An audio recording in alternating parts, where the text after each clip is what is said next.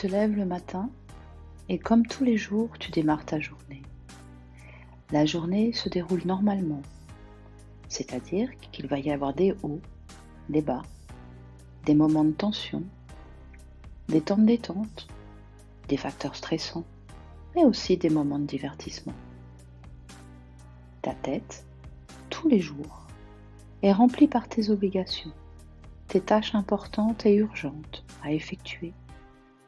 Mais tu penses également à tes vacances, à tes projets de sortie, à ce qui arrive à tes proches, à tes amis et à tes collègues de travail. Au fond de toi, tu as des opinions sur tout. La nouvelle robe de ta collègue du 3e, le dernier discours d'un homme politique, la manière avec laquelle ta fille t'a parlé avant de partir à l'école. Tu penses encore un peu au dernier film que tu as vu hier soir. Et en même temps, tu te demandes ce que tu vas manger ce soir. Voici la vie, telle qu'elle est perçue par beaucoup de personnes, persuadées d'être normales, dans une vie normale et équilibrée. Sauf que si tu m'écoutes aujourd'hui, c'est qu'un petit quelque chose en toi n'est pas persuadé de cela. C'est qu'une petite partie de toi ne se sent pas totalement épanouie.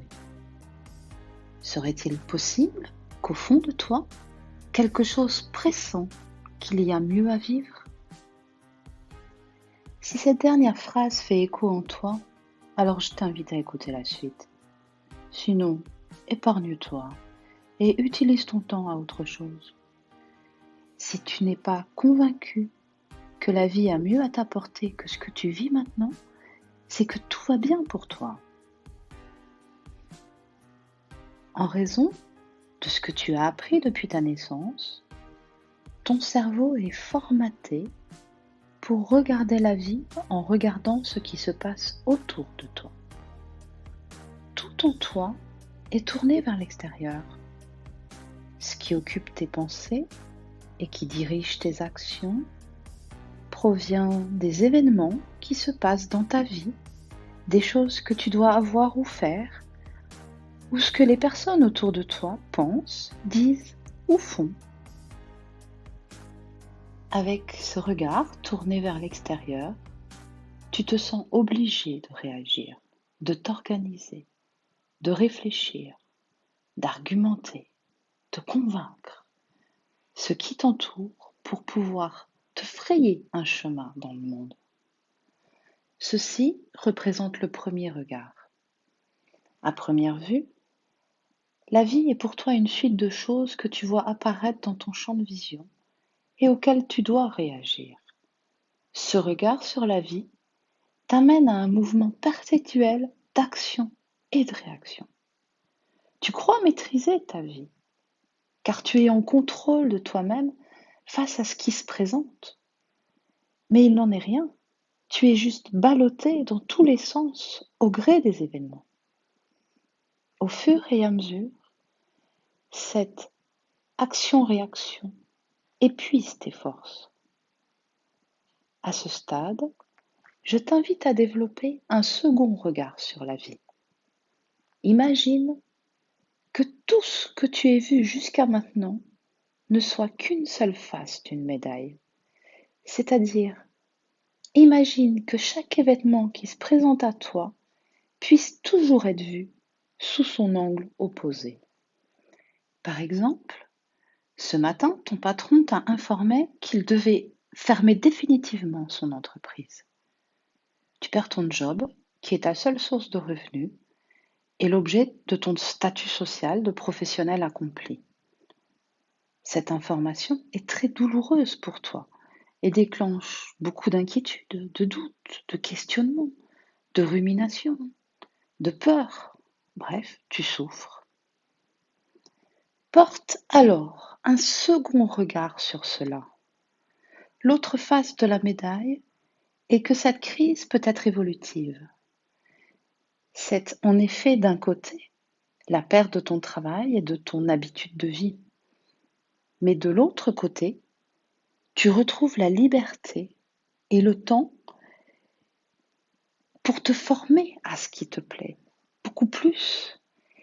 mais que tu as toujours mis de côté par manque de temps ou de disponibilité d'esprit. Tu peux aussi voir cela comme une opportunité de quitter le salariat pour te mettre à ton compte. À moins que ce soit le moment de réduire la voilure de ton train de vie pour limiter tes frais et te permettre de rester quelques années à la maison en te consacrant à l'éducation de tes enfants. Ne regarder que d'un côté amène la souffrance et la prolonge. Ne pas poser ce second regard sur la vie place systématiquement dans un état de guerre contre ce que la vie te propose. Alors, au lieu de faire confiance à la vie, tu la trouves compliquée, hostile et injuste avec toi. Et devine ce qu'elle te servira par la suite. Pas pire encore, jusqu'à ce que ta souffrance soit tellement forte que tu seras obligé de fonctionner différemment. Alors, épargne-toi le temps perdu et les grandes souffrances et adopte ce second regard sur la vie. Ta santé se détériore, c'est l'occasion de changer ton hygiène de vie. Ton couple se distend, mais c'est l'occasion de retravailler sur ton pouvoir d'attraction, de recréer en toi ce qui crée l'envie et le désir chez l'autre d'être avec toi. Tes enfants quittent le nid, mais sois ravi d'avoir du temps pour toi. Tout, absolument tout dans la vie nécessite ce second regard. Tu découvres alors réellement ce qu'est la dualité. Tu comprends qu'en fait, la vie est toujours ton ami. Tu deviens confiant, serein, positif et tu apprécies ce que tu as. Mais la dualité est toujours un peu rock'n'roll. Elle te secoue, te ballotte toujours un peu. Même si maintenant tu sais retomber sur tes pieds quand cela secoue et que tu te relèves plus vite quand tu tombes, tu n'es pas encore en mesure de changer drastiquement tes conditions de vie. Tu restes encore la proie de tes émotions et de tes désirs inassouvis. Alors, je t'invite à poser un troisième regard sur la vie. As-tu déjà été connecté à ton espace de paix intérieure? As-tu déjà ressenti à l'intérieur de toi qu'il existe un espace en toi qui ne dépend de rien et de personne, qui existe quel que soit le jour et l'heure et quel que soit le lieu où tu te trouves? Ferme les yeux, pose ta main au-dessus de ton nombril. Concentre-toi sur la partie à l'intérieur de toi qui se trouve sous ta main et respire tout doucement par le nez en faisant monter l'air tout doucement, très haut, jusqu'à ton cerveau. Puis laisse l'air sortir en soufflant doucement, bouche ouverte. Respire normalement une ou deux fois et recommence. Prendre l'air tout doucement par le nez en le faisant monter très haut dans ta tête. Et pose ta conscience à l'intérieur de toi, sous ta main. Ressens la chaleur apaisante de ta main. Ressens l'espace de calme qui s'ouvre en toi. Apprécie pleinement. Recommence encore et encore.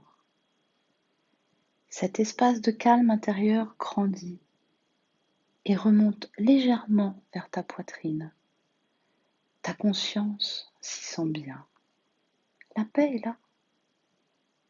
Bravo, tu viens de connecter ta vraie vie, ton essence, ce qui est toi au plus profond de ton être. Félicitations, tu viens de faire connaissance avec ton guide intérieur qui a des yeux perçants, qui voit tout, qui sait tout de ton passé, de ton présent et de ton futur. Tu viens de t'ouvrir à ton troisième regard sur la vie. Ce regard sait que la dualité existe et il t'invite à ne pas entrer dans son jeu, mais à te placer au-dessus d'elle. C'est-à-dire que quand quelque chose qui t'arrive est fait pour toi, ton espace de paix intérieure s'agrandit. Et à l'inverse, quand quelque chose n'est pas bon pour toi, il se rétrécit au point que tu perdes le contact avec lui. Aussi, maintenant, tu ne regardes plus la vie en bien ou en mal vers l'extérieur. Tu regardes la vie de l'intérieur en ressentant si ton espace de paix se dilate ou se rétracte. Les événements, les faits, les règles, les jeux de pouvoir, les personnes n'ont plus autant d'importance pour toi, car la seule chose qui compte maintenant, c'est la vibration que tu ressens en toi, qui augmente ou qui s'éteint. Et si tu suis ce baromètre régulièrement et que tu en fais ton nouveau paradigme, bientôt tu entendras la petite voix de ton intuition, que tu n'auras qu'à suivre aveuglément pour gravir les montagnes et accéder à toute l'abondance que la vie souhaite pour toi. À bientôt.